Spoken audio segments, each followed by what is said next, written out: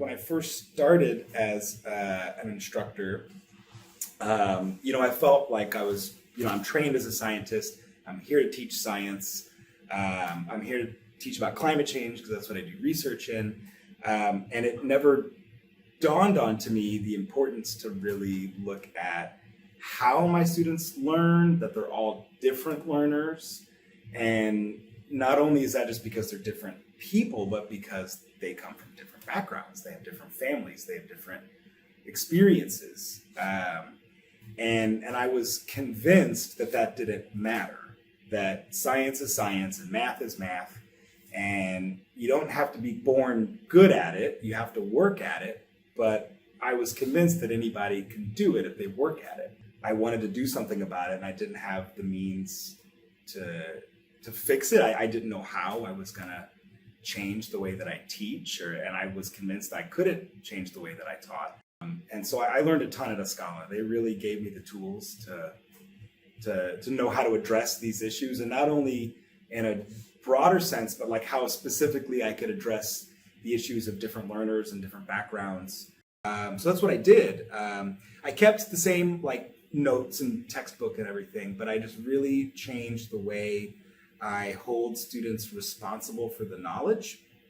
So I crafted up very specific learning goals that I wanted them to have, like, very specific. Like, these are not like student learner outcomes that are kind of vague and general. Like, these are extraordinarily specific. Like, be able to use the Clausius-Clapeyron equation for any liquid.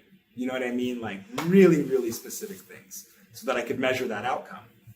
And then with those learning goals, I gave them a survey that would have each of those learning goals. And I would say, how do you feel about this learning goal? Are you ready to take an exam on this? Do you need more practice on this learning goal, or are you not ready?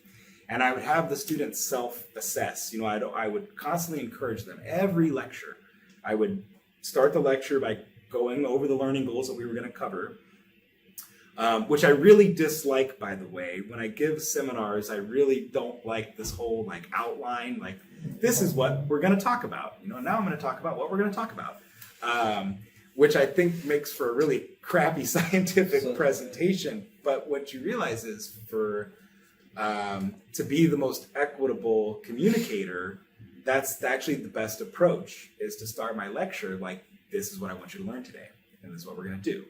And so I would encourage them to like fill out the survey as we're going. What I also did in addition was I totally changed the way I do exams, and I wanted to base the exams off of these learning goals. I would give them examples of questions I could give on the exam based on that specific learning goal. So on this document, that I would create, it's like, okay, here's the chapter 4 question bank, and here's learning goal number 1, and here's like 10 questions I could give you on the exam based on this one learning goal.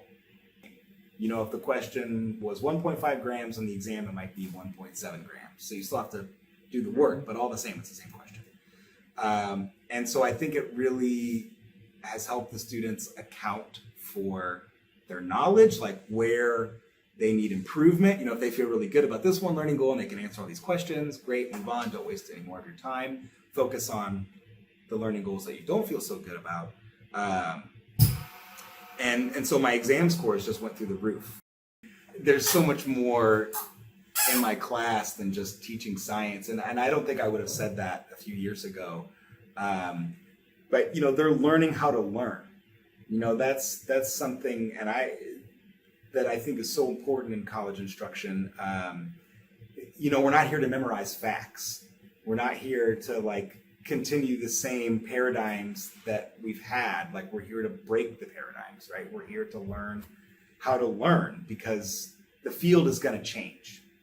I mean, the field of chemistry already has changed since I graduated. It has to change. It has to. That's the nature of disciplines. They die if they don't. Yes. Yeah. So I would actually say I don't teach science. I don't teach students. I teach learning. I teach how to learn.